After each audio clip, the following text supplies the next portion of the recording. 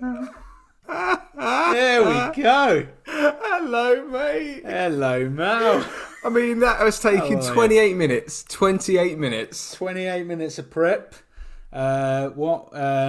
Basically, I kind of realised over the weeks that you've started to use Reels. I have. Which is... Over the weeks. So, I mean, for a few months. But yeah, go on. Quite a few months. And it's just dawned on me that my webcam, I'm using a laptop webcam, so obviously not good quality. So tonight, I thought, whilst we were prepping to go live, to sort out my webcam, but this is very disorientating. I mean, that is. I mean, I'm using my phone so I can look down and look at the screen, but that's not looking at you. So that if I look at that, that's about as far. And do you know what I hate about this as well? Is that I'm looking at you, and I can tell you that you're not looking at me. I am looking at you now. Are you? How far down? Does that look all right? If I look... No. Not at all, there. This is outrageous. It's like you're looking into the distance.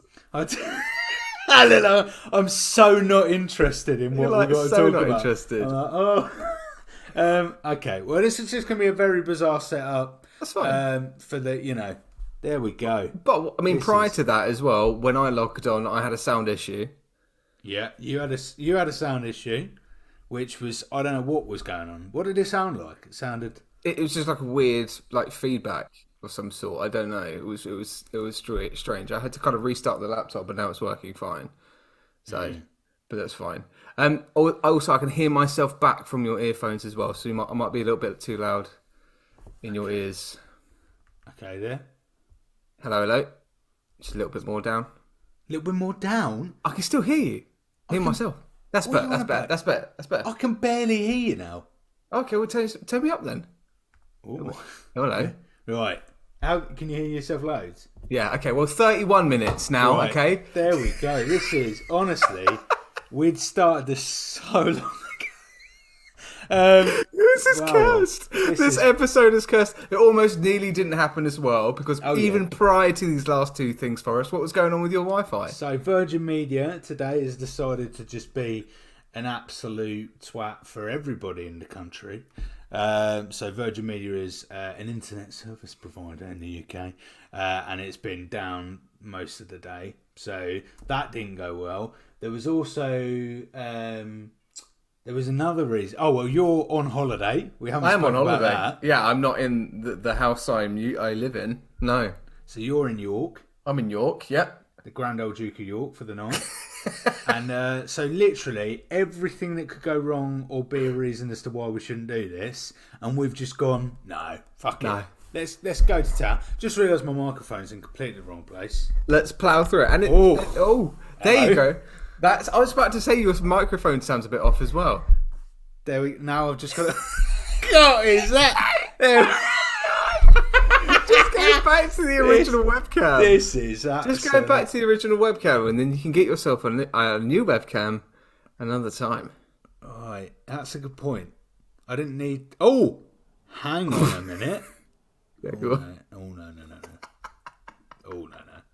Right. That's better. The good old usual, that is. The good old day. We're back. Oh, gosh. Do you know what? That's so weird. That looks just... It just feels way more comforting for me as well. Way more comforting for me. Like, yeah. But no, how do you feel? I feel more relaxed now. Like, being in that new position, I was like... I didn't know how things were going to go. Rachel has said he's loud, isn't he? Tell him to shush. Oh, my God. Right. She's also sent a lovely photo of. This is outrageous. I was going to say, she sent a lovely photo of your kids, and this is very absurd. I've got a photo of your kids 2 flights from above where you are now. Have you? Are they asleep? They are. Look at this. Okay, good. We won't. All right, thank Christ. Okay, I do need to be quiet then. Right, I need to be quiet. Well, 33 minutes. Right. So, what we talking What are we talking about today, Oh, Matt? my mate, Is my dear Forrest, my dear Forrest. Okay, we're here. We've gone back into phase 4. We just had our wonderful episode with Light Camera Rant on our very first, actually, news roundup of MCU and DC stuff that was happening. So that was last week, but we've gone back into phase 4 and we're going on to a new TV show, which is Falcon and the Winter Soldier.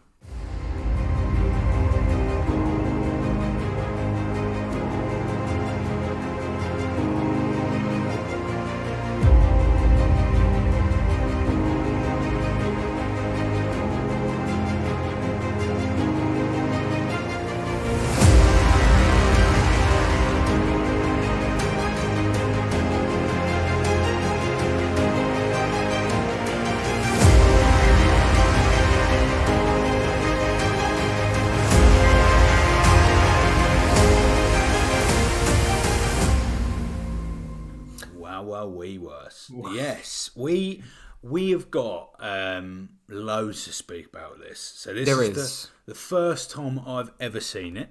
That's pretty special. Never seen it before. Yeah. But yeah, there is a lot to go through, and I think if I may, Matt, start off with one of my gripes, which actually is a good thing to get to now because we're talking about how much we've got to get through.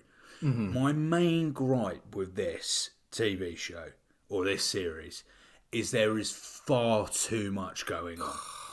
There is an Sing it, my friend. Sing it. unbelievable amount of baggage. I don't know. I've never seen one series have so many characters, so many plot points, so many uses of words we've never heard of, or terminology we're not really sure of. There's confusing plots. I don't know. For most of it, I genuinely had no fucking idea what the group was called that Carly works for. I still can't remember them. I literally learnt the name 5 minutes ago. Okay, and it's gone out of my head. It's the Flag Smashers. The Flag Smashers. Brilliant name. Yeah. Okay. But absolutely absurd. It's so over bloated in regards to how much is in it.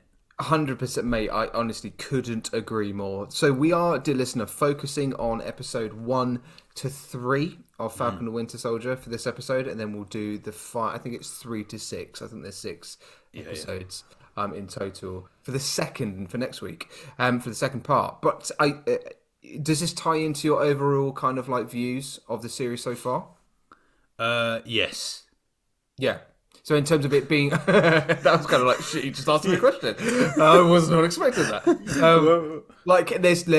There's too much for you. I just wanted you to expand a little bit because I think we're touching on something that's going to be we'll be talking about quite a bit. Yes, I think with from just looking back, I think it's episode 3. Episode 3 onwards, once we start to get Zemo, or was that Zemo? Zemo or Zemo? How would you? I think Falcon called him Zemo, but I've been calling him Zemo since Ultron. So Zemo, that's interesting. And so the first couple of episodes, I'm fully on board, and then suddenly there is so much. It becomes very bizarre as to why they've shoved so much together, and I'm trying to wrap my brains as to what part of the process would have led to that happening. It's like they so Falcon and the Winter Soldier is an opportunity for us to introduce a brand new Captain America. Okay. So we're getting the Falcon's Captain America, we're getting Sam Wilson as Captain America. That is effectively going to be the end goal of this series. But what we have is in between now, we have Bucky's storyline. We have a socio-political storyline undertone that's going throughout. Okay, we have the general public in terms of a side plot, which is where the Flag Smashers come into it, in terms of coming out of the 5 year blip, people wanting to, to have life as what it was, a few years ago when there was half the population. We have that kind of message as well, and we have all these different components, and Zemo and all, and the super, even the super soldier stuff is its own plot line. You've got all this kind of, it's like they go around the houses just to effectively just reach to Sam Wilson's Captain America, Yeah. which we'll get to the second part. And it's like, okay, what is the important bit on this series? And for me, it is Bucky's redemption, and it is Sam Wilson becoming Captain America. Yeah. Okay, those are for me the main. I mean, the two main characters they're our protagonists. That is where their end goal is. So we start with Bucky with a list, which is quite reminiscent to Captain America's list when he comes out of First Avenger, and he has a list of trying to learn about what is culture now. And now and Bucky has his own list of people that he's done wrong and tries to get redemption from, and say, look, I'm no longer the Winter Soldier. And that is I honestly think that's a really lovely storyline. I think it's a really lovely character development. I'm trying to be really quiet. Sorry, if I'm being really quiet, that's because Rachel, as you know, has told me off. But I feel like Bucky's character is nicely developed in this show. However, it's all just muddied around this, I think, completely irrelevant Flag Smashers thing. Yeah. I don't know. 100%, and they're all weak. Like 100%. Actors, characters. Like Carly, absolutely no interest. Don't I'm care sorry. about it. Like Yep. absolutely couldn't give a toss about this group of people. Yep. Like at some points we go into some kind of Sherlock-esque. Like they're infiltrating buildings with like sci-fi Yes. tech. I'm like, why the fuck does that matter all of a sudden? That's a brilliant thing to mention as well. So this is what I want us to talk about as well later in the podcast, about kind of what is this TV show? What is the genre? Because I spent those last 3 hours watching it, going for the second time. So I've watched it once already. So for the second time, I'm still going kind of like, okay, well, what is it? Is it espionage? Is it action? Is it thriller? Is it a heist? Because they practically break out Zemo and they kind of do it in a heist fashion in a way, but like, it's only for a moment. So, but like there's a lack of identity, I think, and it's kind of very much following on the hinges of what's happened before in Phase 3 in the aftermath of Endgame, which is fine because that is what Phase 4 is doing. That's what we've had with WandaVision. That's what we're going to get with Falcon the Winter Soldier and other TV series and films that could be coming after it in Phase 4. But like the identity of a Captain America experience isn't there. Now I don't know whether that's deliberate because literally Captain America is dead, or is it just not there because they haven't thought about it and they've missed that out? Yeah. This series reeks of a series that they could have removed about 4 different plots, made this 3 episodes, and so much more focused because of it. 100%. Like, 100%. This could have been half the amount of episodes. I know we're just talking about 1 to 3, really, but the whole series could have been half the series. It was half the plots. Like you say, the emphasis should be absolutely on Bucky. Should be on Sam. And I love the kind of, so looking at the first episode, there was a lot. It starts off with the Flag Smashers looking at conspiracy theories, the use of online. So there seems to be a real kind of focus about what does that online presence cause in a world where you have the Avengers, right? Yeah. That is a great question. That is not the question this series answers. It has a subplot where it kind of talks about it, but actually that's not the focus. The focus is on what does America do when it hasn't got Captain America to rely on, right? And that is why the Walker plot, I think, is one of the strongest, because I actually thoroughly enjoy looking at a country that uses a nobody in order to bring, to bring an icon back, right? And the damage that can do, and the difficulty being in that job is, not anyone can do it. That's kind of what it's showing on a really surface level. So that was really, really, really brilliant. I loved Bucky, like the therapy scenes for the first episode, setting that up and just showing him, hello Rachel. That was amazing. Come back in. You cannot not come in now. Look at that. That was incredible. That was like the interviewer. Well, I'm not even. You're projecting. I'm projecting. That's what I do all the time. Project less well. I can't. Okay, I'm just gonna do it like this. Unbelievable. Unbelievable. This is the ASMR episode. It really is. What? I'll try and be quiet. I'll try. I haven't come down to ask you to be quiet. I'll come see if you want a cup of tea. Oh, no, I'm good. I've got my wine. I'm on holiday time. Oh, you burped my ear. How dare you? Lovely, lovely. Do you want a tea, Forrest? Oh, I'd love one, yeah. One sugar, please. Milk. Wouldn't it be amazing if I just rocked up right now in your room and just amazing? What a joy that would bring to our face. Just to circle back into the room about John Walker. Now, I think you're right. I think the storyline with John Walker about America choosing John Walker as the next character, Captain America, when actually, really, this symbol should be a symbol for people, for quite clearly somebody else, and there's this kind of social political issue around kind of the around black people being seen as not an option for people to be heroes. And then is it Isaiah? I think it's Isaiah. Isaiah. So, and that storyline coming out, even kind of when Captain America was around during the World Wars as another super soldier, and none of that story being told until now, and it reflects. I think it reflects really well about kind of genuinely about kind of Black history in terms of what we are not being told and what we haven't been told in schools and education globally, but equally what we haven't been told as well in the MCU.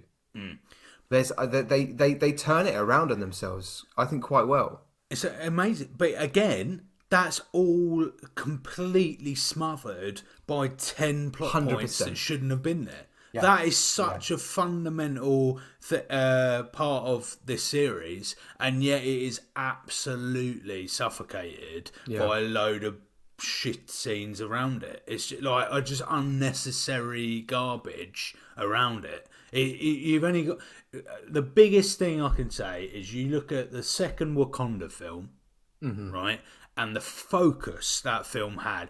It still had Namor, and it still had a proper MCU storyline, a proper the construction of an MCU film within it. However, it was majorly focused on what it was focusing on, right?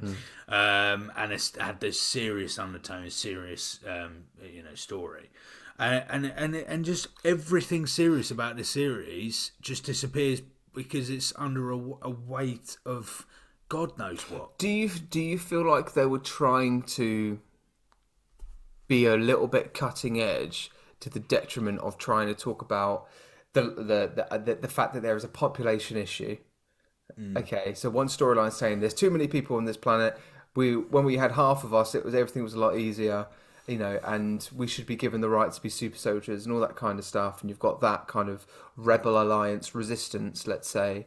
But then you've also got this massive global issue about our history and about Black history as well, and about the representation of Black people as being seen as well-respected superheroes, and whether the fact that they have that government in the MCU didn't choose Sam Wilson immediately.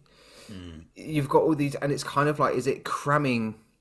They should have just really highlighted one, and it should quite obviously be the Sam Wilson, the Isaiah kind of plots that's going through that, because there's so much to unpack there, and I think there's so much to and I know they kind of circle back to it later in the episodes. We will get to it, I know, later on, but it's just compiled amongst all these other social issues that aren't unjust. It's just the fact that I think it was an opportunity for us to tell that part of the story a little bit more solidified. Yeah.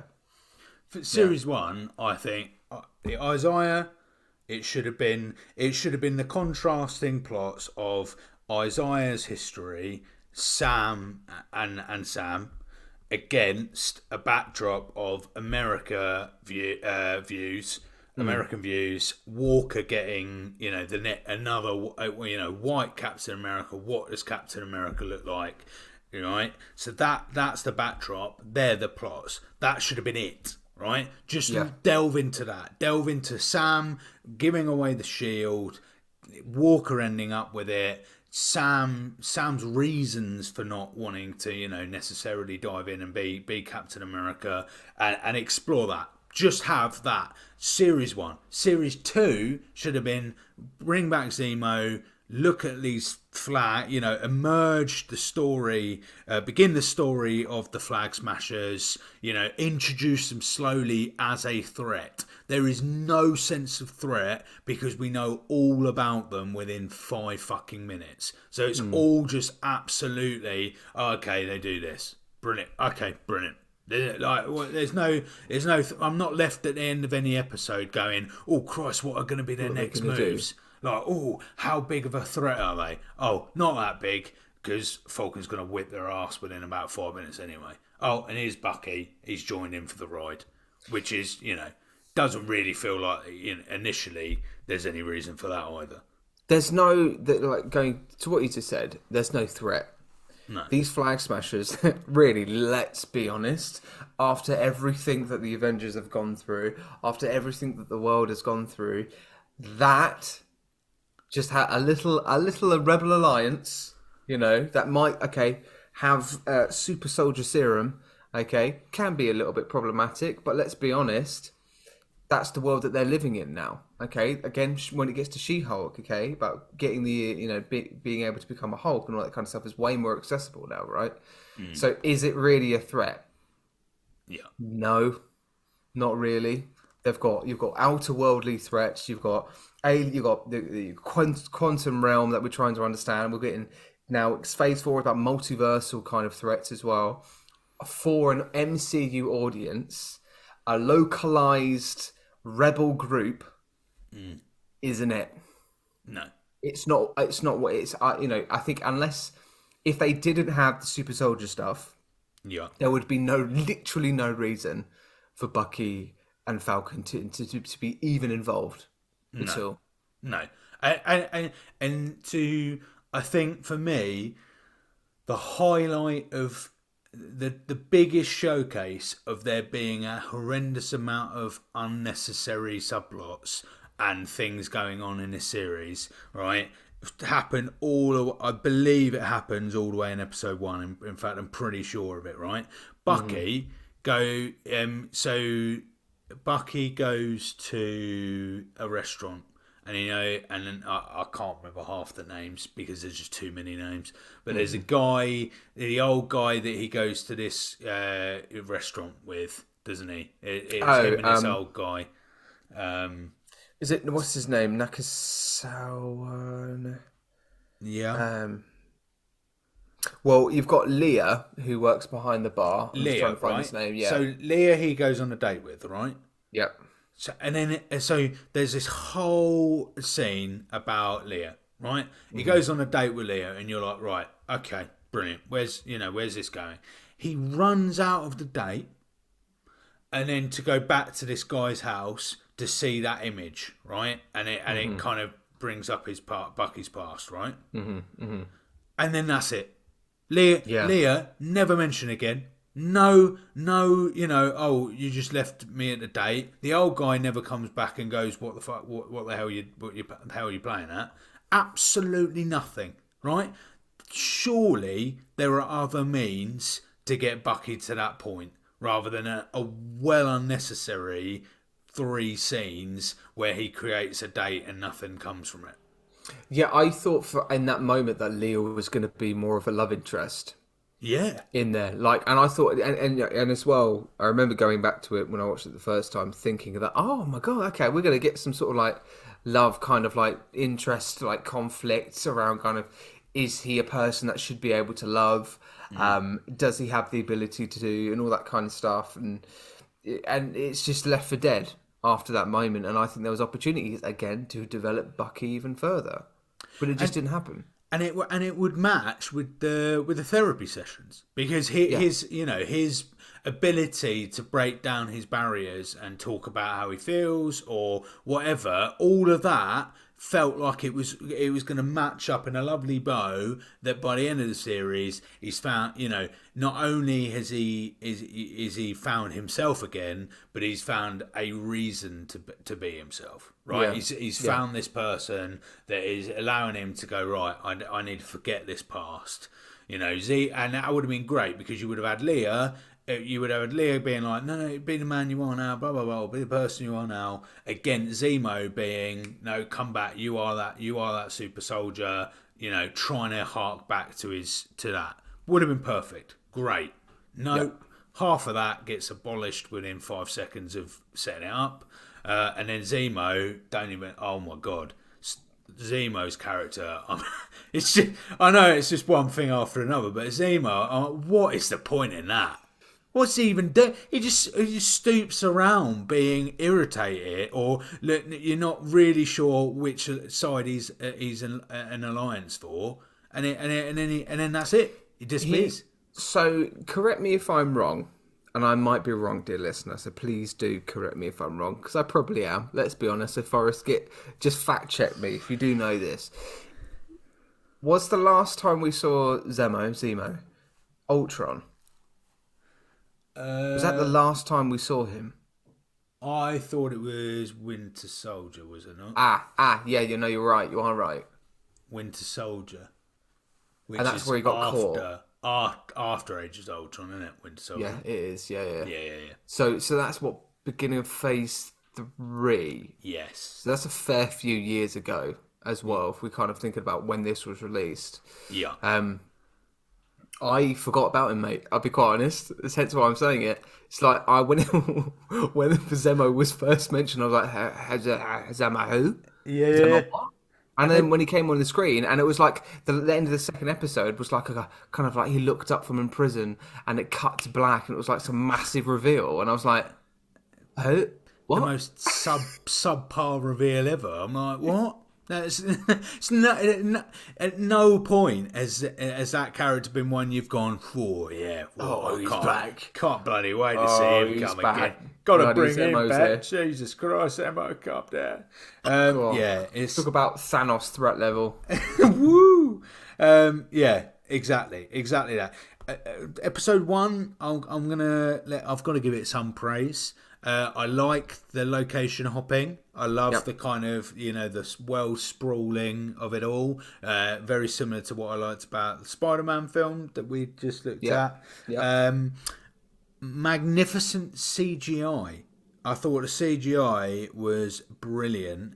So we get the very first scenes. We get kind of a rival flying scene to you remember Iron Man 3, where we had a bit of a shaky flying scene. Some bits were alright, and then another bit it was quite drawn out. Whereas we had a Falcon flying scene right at the start, and that was brilliant. Some really good CGI, and you can imagine that if this was the first TV series instead of Wanda, would be you'd be straight into, oh wow, the production value's really good. Yeah, the VFX team haven't got tired yet. No. No. They haven't got tired just yet. Yeah, but they will be soon. I agree. I think especially in terms of when they went to the what looked like Shanghai, like the neon kind of version of like what Shanghai looks like. What's it called? I can't even get the location. I can't remember what it's called. It begins with an M. But they go to this kind of like sort of area where it's not lived. The law doesn't really the global law, let's say, and legislation about people and law and lawfulness and the black market, all that kind of stuff, lives within this one location. And I really thought when they were kind of had this long shot, when it was the three of them walking across this bridge, it was a really brilliant piece of CGI. I thought in terms of generally kind of having people. I've gone out of focus. In terms of having establishing the location and where they're going to be and all that kind of stuff. But I think generally it worked really well in terms of visual effects. And the fight scene as well, when they had the initial fight scene with John Walker coming on the lorry, and he's fighting with Falcon, he's fighting with Bucky, and they're going against the Flag Smashers. That sequence of action I really enjoyed. I thought it was pretty good. I think it could have gone on for longer, personally, but they didn't. I know that there are better fight sequences in the later episodes, which I'm looking forward to watching again. Yeah, but like, I feel like we need to be a little bit more positive, because I think we've for the last half an hour absolutely slated it. But I think there's good reason to. I think, 100%. and this is, and in all honesty, this isn't a show that I thoroughly enjoyed watching. There was a lot of moments where I was taken out of it. I was just overwhelmed. So the enjoyment instantly faded, and I was because it starts off nice and slow. I love the character of Torres. Is it Torres? I really like that character, but again, Torres, he's there, then he's not, and then he's suddenly back at the end, like towards the end again. And so it's just really flaky with what on earth is going on, who's popping on, who's going, and it's so overwhelming. What WandaVision did well, and let's compare and contrast to what we've already seen previously. What WandaVision did really well was introducing new characters at the right time, while still focusing solely on a main plot line about one person, and that was Wanda. Okay, yes, there were side plots and all that kind of stuff that was happening, but it wasn't too oversaturated. But with this, it was kind of like both of our protagonists have equal different objectives of the same magnitude. They are on completely different paths. They are forced to come together again because they have to fight this one thing, but that really isn't relevant to where they need to be ending up. And it's just too much for us to understand really what's going on with our two characters in terms of development, and we have to learn about new characters. Of course we've got to learn about new characters. It's phase 4, that's what it's about, all right? But what we get is this hot pot of loads of new people where we can't make our mind up on which ones we want to follow.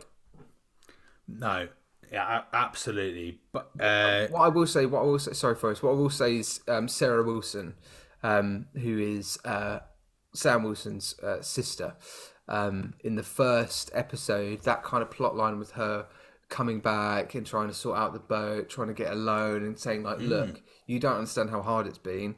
You're Falcon. Look, you can sort this out. But he, Sam Wilson, much with the confidence he comes in with, kind of, I'll get a loan. I'm an Avenger. Blah blah blah. And then that's denied. And then the question of, well, where is the value of being an Avenger? Because by the government's eyes, you've got nothing. You're not a hero. Yeah, fair enough. You've saved the planet, but that's not going to get you a loan. Like that kind of topic's quite interesting, and I thought the way that Sarah Wilson playing it, the character of Sarah Wilson, it is played by Adipero Odayi. She kind of plays it in a way that's really subtle, that's really human as well, which I really enjoy. So I just want to give a particular shout out to her.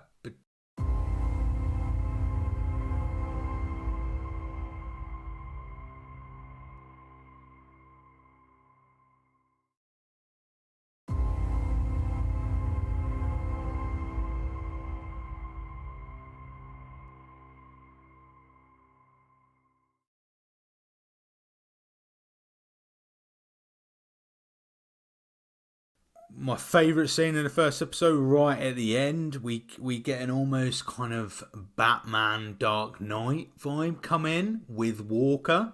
So we see the TV. So Sam is watching TV, and we get that shot of kind of American politicians on the steps of a large building, and they're talking, and they basically introduce Walker as Captain America, right? Yeah.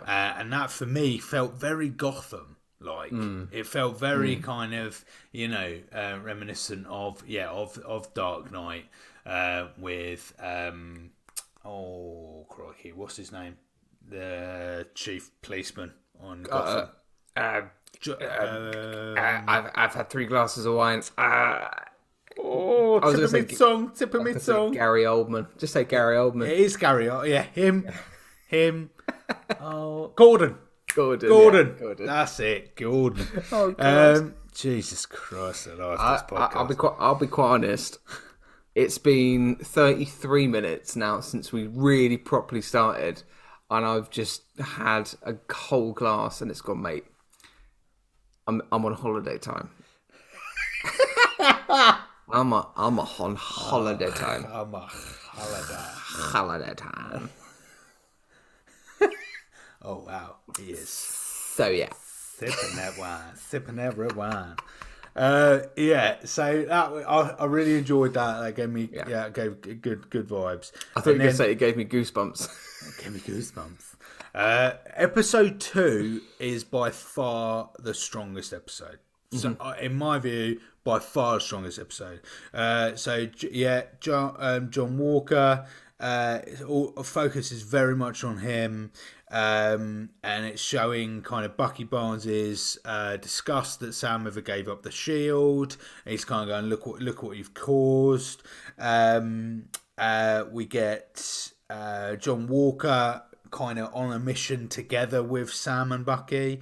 And it's a really strong episode. We get the introduction of Isaiah, the police cops as well. So there's a really funny bit where we see the police kind of target Sam, and then one of the police goes, he's an Avenger, but you kind of, could you allude that kind of the undercurrents of that being the American police force, and everything we know about that.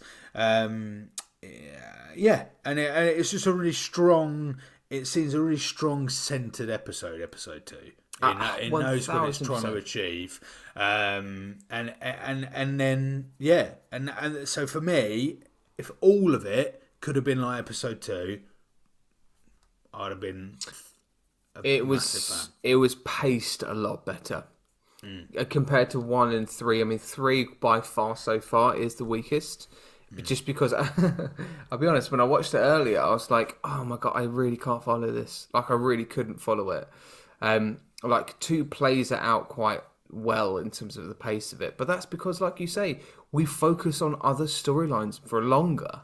It's more manageable for an audience to intake the next parts and the next moments, the development of certain characters and the scenes, and one of which is John Walker. Now, I want to focus on John Walker for a moment, because I actually believe I have this weird relationship with what my thoughts are with John Walker, is in terms of the fact that I really love the character, but equally really hate the character, which is I think perfect, because that's what you're supposed to do. Now, I think what I've realised is that it's the delivery of John Walker, which is by Wyatt Russell. So Wyatt Russell is Kurt Russell's son. Oh wow! I think. Nice. I'm pretty positive, because he looks just like Kurt Russell. And he's also a brilliant actor. He's been in lots of other things as well. But there's one particular thing I just need to give a shout out to, is the TV show on Disney Plus currently. It's called Under the Banner of Heaven, which has got Andrew Garfield in as well. I think I've mentioned it a few weeks ago. But Wyatt Russell is also in it, and he is phenomenal, absolutely phenomenal in it. But he plays John Walker with this arrogance, but equally weird humility. Like he believes that he should be Captain America because of what he sacrificed and what he's done. He believes he's earned it, and this is the thing. Like, we might not buy it, we not might go, "You're not Steve Rogers. No, you don't. That's not your shield. You shouldn't have that." That's what the audience. That's what we as an audience are feeling. But I also can see that he is playing it, as in Wyatt Russell is playing this in the fact that he's going, "No, my character believes he should be Captain America because he's earned his stripes. He should be, and he has been chosen to, and he's going to take it really seriously." And I buy that, and I really like how we kind of see the fact that he, as much as he's trying with absolute confidence, he's failing at every hurdle. Can't even get the simplest bit of intel. He's coming too heavy-handed. He has got gaping holes in attributes of what Steve Rogers had as Captain America. And it's really nice to see that play out bit by bit in manageable chunks. Yeah. So I feel like his character, and so far, that's, episode 1 to 3, has been played out quite nicely. Yeah, absolutely. The episode 3 starts off exactly what you mentioned, right? With far too many characters. So in episode 3, judging on my notes, so let's be honest, there might be a little bit inconsistency there. But as far as my notes, episode 3, we're introduced to Zemo properly. He comes in right in episode 2, but he's introduced properly. So new character Zemo. We've got the Power Broker. That whole thing I didn't understand. Still, in all honesty, Matt, still don't fucking understand it. Because it was just a tiniest plot that everyone kept asking about the Power Broker, but you're like, well, hang on a minute, how's any of this relevant to what episode 2 was about? So, Power Broker, which we were introduced to Wilfred Nagel, works for the Power Broker. Yep. And cracked the code. Selby, yep. Sharon rocks up. Yep, Sharon Carter rocks up, yeah. Carter rocks up. And I think at this point is the first point where we really start to talk about Carly again. I think they do mention Carly early on, but at this point she's properly mentioned. It circles back, and I think the backstory of Carly, I think we get it a little bit more, I think, in the later episodes of kind of why she is, heading up this kind of rebel alliance, let's say. Not to be, to sort of reference it to that kind of, is it a rebel alliance? I don't know. They're a resistance, aren't they? They're not. They're being sold as a terrorist organization, but underneath it all, it isn't that. But like we don't understand in those first 3 episodes. We've already had now 3 hours where really she's the villain and being painted as the villain. We know nothing about her. No, absolutely nothing about her at all. Other than the fact, I think at the end of, or in the mid to the end of episode 3, we see that she's mourning over the loss of, I think it is her mum. I still don't know now. But then that deathbed where she goes back to that kind of non-disclosed location. Yes. And then she's kind of crying over somebody that's dying on the bed. And I was like, is that the guy that sacrificed himself, or is that somebody else? And I think it's somebody else. But even now, mate, I'm not sure. I can't remember. No. And in episode 1, it's like, because I think the first kind of attack from that group, we see that they've got super soldiers. Like you see the kind of footage. Torres is showing the kind of footage of this super soldier in amongst their ranks. But even that isn't fleshed out and isn't really given a lot of reason, or certainly the reasons aren't obvious. And it's honestly. There was one bit that really interested me in the middle of the 3rd episode, which was an advert for the Global Repatriation program, which is I think as a concept quite interesting. So the US government are sort of like effectively with announcing a new Captain America. It's all part of this program of bringing people back on side to stop having these kind of little small rebel groups about kind of going, we want the blip to happen again, or people going, I don't feel like I've got a sense of place now. I've come back after 5 years not knowing what to do, or I can't get a job. There's this, we have mentioned this before about seeing the day-to-day repercussions of an event like that, when you spend 5 years with a half a population and then that rest of the population comes back 5 years later. How do they get jobs? What happens with their livelihoods? Are they still with their partners? Have their partners moved on? Can they get their homes back? Are they homeless? Like, we see it in small little chunks. Like, for instance, the fact they couldn't get loans because now everybody's coming back. It's harder to get a loan than it was 5 years ago. All of these kind of little restrictions are there, but it's only in a line. It's only in a word. It's subtle. And I think it could have been at the forefront of this series if we focused a little bit more on just the socio-political and economical repercussions of the blip, but also them reflecting on their own kind of ideologies of who Captain America should be. That's your plot. That's your plot. Exactly, and so that advert, it kicks off episode 3. So it's at the start of that episode, and if it basically, for me, this series, you either choose to follow that plot, follow the Flag Smashers, and it's all about that, right? Yeah. Or not, and as part of that, maybe you have Sam and Bucky towards the end. I actually don't think that's the plot. If you want to go down that Reparation and the Flag Smashers, you need to have a full series to introduce them, because that's a large story to tell. That is a lot of different people's stories to tell, and that is a big thing, right? Or it is Falcon and the Winter Soldier and the story of what happens with Captain America. Hence, you have Walker, Bucky, and Sam. That's it. That is it. You kickstart the series off with that advert, and that's the plot you go down. Yep. Or remove that. This whole series could have had that entirely removed, and I guarantee we wouldn't have missed it. No, absolutely. At all. Absolutely. It was because you could have like Bucky. You could have bought that story with the woman who worked behind the bar, Leah. Leah.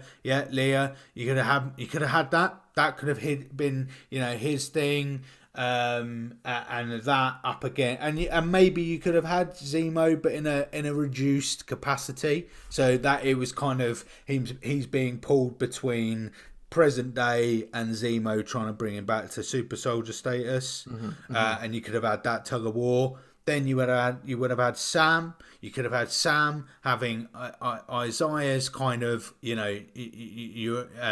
how can a black man be Captain America? You'll never be accepted as such, right? Up against this, there is a threat. Walker is taking the shield, so actually Sam needs to do what that struggle can still happen, but ultimately he'll always be Captain America. Do you know what? I've got a question for you. What's the question, Matt? Well, because you've never seen it before, so you're in a really unique position. What do you want to see now from episode 3 to 6? 4 to 6, sorry. Well, unfortunately, I've watched 4 and 5. Oh, okay. And I've watched a bit of 6 already, to be fair. Okay, fair. But I think what I've just said applies, right? For me, I wouldn't. This whole Flag Smasher plot, I don't want it. I really, this series could have done so much better without it completely. Completely, mate. I think that's it. Like, so so now I know that you've watched those later episodes. We know that we get, later on there'll be a conflict. There'll be fights coming left, right, and centre. Okay, we will see a conflict and a fight with John Walker. We will see a conflict and a fight with Carly. And there's one I'm slightly bothered about, and there's one that I'm really not bothered about. They really should have made their mind up on who's going to be the antagonist in this, because I feel like we're kind of being led to believe it's this, organisation that's working, but really the actual threat is the US government. The threat is the fact that these people in power, and that is where they, let's be honest, at the end of the series, that is where they end up. But it just could have been explored a little bit more solidified. I wonder, mate. I wonder whether they have saved all of this political, economical kind of views to then be explored in depth with the next Captain America movie with New Order, because now we've spoken with Lee about it last week about understanding the fact that they're going to address the fact that there's a dead celestial, in the top of the earth that are going to try and sort of pull their resources from, and there's a kind of like socio-political kind of like fight and argument and war over that. But also, you've got kind of an opportunity of maybe going in a little bit deeper with this in the Thunderbolts. I wonder as well. Yeah. Do you think that will happen? I can see it depends what plot they think is finished from this series, and that's something we'll go into, in next week's pod. Is which plot? Because is it the plot about Sam and about being Black Captain America? Is that the plot that is finished in this series, or is it Flag Smashers is finished? I'm assuming Flag Smashers, and therefore they will concentrate that in the next Captain America. But equally, do you think it will be about Secret Invasion? Do you think there'll be ties in there? Because the trailer just came out, didn't it, of Secret Invasion this week? Yes. So and seeing the trailer myself again, I still don't really know what's actually going to be explored. But like, it feels like the war that's happening is very much in response to the actions by Nick Fury. Hence why he's saying he has to go do this by himself and that kind of thing. But I wonder whether that's the actual threat is something that's more like localized. Like another rebel group is deciding to fuck shit up. Yeah. Because of getting powers. I don't know. Yeah. Yeah, I don't know. This is. I'm not sure, mate. Let's try this out. Okay, so we usually do this at the beginning of the podcast, but what I'm going to do, mate, is that I'm going to go to Rotten Tomatoes. Rotten Tomatoes. Okay, so Forrest. Yeah. Give me an estimate of what you think the tomato meter is for Falcon and Winter Soldier. Tomato meter. So this is the official, jury in. The jury.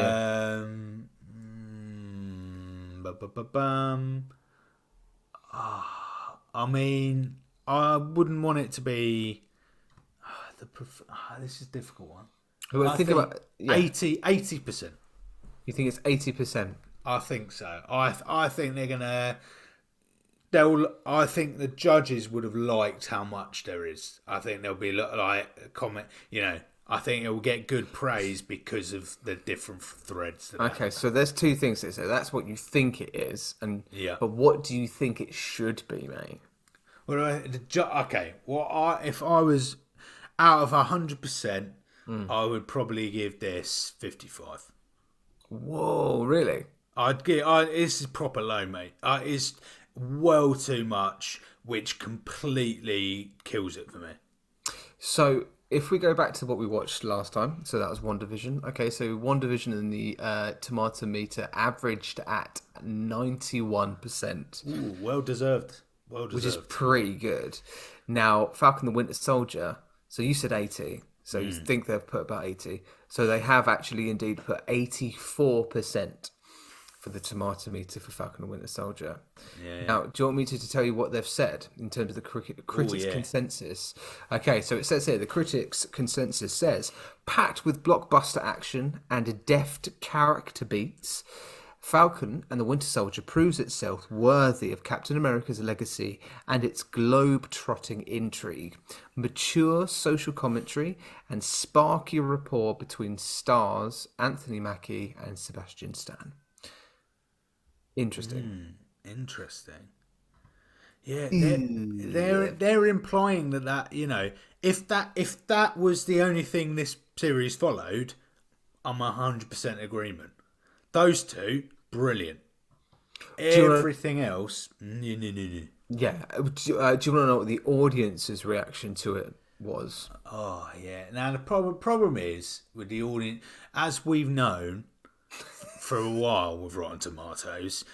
Problem is, I think a lot of the people who review it are Marvel, like hardcore Marvel fans who could not see a shit program even if they were faced with it. So I can guarantee you're about to tell me this is about like probably 92% or something. It is 82%, mate. Right. Okay. Yeah. Still 82%. too fucking high. It is quite high now, but the latest comment was on the 31st of March, only a couple of days ago, by somebody called Luke A. He says, it wasn't bad, it wasn't good, quite boring, which I think is perfect. That is, yes, I can be on board with that. Yeah, I'm on board with it. But I wouldn't say this is boring. That's not one word that I would say. I don't think it's boring. I think it's overcomplicated, over indulgent. I think it kind of they think it's wittier than it is in places. Yeah, but yeah, not necessarily boring. I'm just looking at the star ratings with these fan comments. A lot of them are around between like 2 out of 5, 3 out of 5. Like that's it. That's literally it. It's no one really has put 5 stars. Well, okay, I've just seen one. Okay, but like other than that, that's it. Yeah. That's literally it. So that's tomato meter. That's Rotten Tomatoes. But mate, so far, I want you to give me what you think your rating is with this crisp packet content that we have. My crispy packet. The crispy packet. So this for me. So it's lunchtime at work. Okay. I'm walking to Tesco's. Yeah. Oh, here we go. Let's have a look at the meal deal. Oh, I'm walking over to the crisp aisle. What a selection of crisps. Oh, hang on a minute. Oh, they haven't stocked up, Matt. Oh God. Okay. Oh no, it's a Sunday evening. Oh Jesus. They're waiting for the Monday stock, mate. What's it? All of these have sold. Really, they've all sold out. Okay. What's left? Oh no. Oh God. What is it? Oh no. Don't tell me. Do you know what's left? Do you know what's left? Go on. The ready salted hula hoop. Yeah, it's I mean, you could put them on your fingers. You put them on your finger. You can make something out of them. You could pretend they're infinity stones. You could do that if you had said. But yeah, it's just it's there. It's fine. It does some kind of job, but it's not. I can't help but just absolutely agree with you. It is a packet of ready salted crisps, but maybe with the occasional kind of like, I think I just got to choose an onion there. I think I got a salt and vinegar. Like it's not nice. They're not nice flavors. Yeah. You're just not really sure what it is. Yeah. And also the only bag of ready salted hula hoops is a huge fucking share bag that you're not going to finish. 100%. Because it's way too much, and it's too bland. Can I tell you something? What's that? On Saturday, right, I had quite a long car journey, and I thought to myself, right, I'm just got to put some petrol in. So I put some petrol in my car, and I saw a share packet of beef hula hoops. Yeah, exactly. That's beef good. hula hoops. Beef. Oh yeah. Are the god tier of hula hoops. You can't deny it, right? 100%. They are so good. So I thought, you know what? Screw it. I'm going to buy that. And I'm going to, on my return journey, eat the hell out of those, okay? So I went and did my business, went and did what I needed to do. As I was driving back, I opened up those bad boys. Mate, they were stale. Oh my god, that is sacrilege. They were stale. Oh, I Jesus. was No. honestly, I'm not, dear listener, I'm not joking here. I nearly cried. Like, I nearly just sort of shed a little kind of like whimper of just like, why? Why today? I really needed that crunch, and it was just like a that horrible kind of flat. God. It's like drinking flat Coke. It was so bad. Were they winning date or? Yeah, I don't know what it was. I think I think it must have had an air pocket. 'Cause sometimes that can happen if you leave a little. If it's just a little bit open, it can get ruined from there. Oh no, mate. I was so upset, mate. I'm not joking. Yeah. I tell you what. Okay, I feel like that we've just absolutely ripped this into shreds, quite heavily. Very, very heavily. Yeah. I feel like I've been really heavy-handed, probably because we started so rocky today. Dear listener, I do apologise, but I am interested to see how this goes for episode 4 and beyond. I do still think there's lots for us to debrief about what's going to come next with Captain America. So I'm sure we'll be doing that next week. I'm really interested to talk about Thunderbolts as well, Forrest. So let's talk about that next week as well, because it all ties in with these characters being introduced as well. I would love to ask Instagram before the next podcast, Matt. Yeah.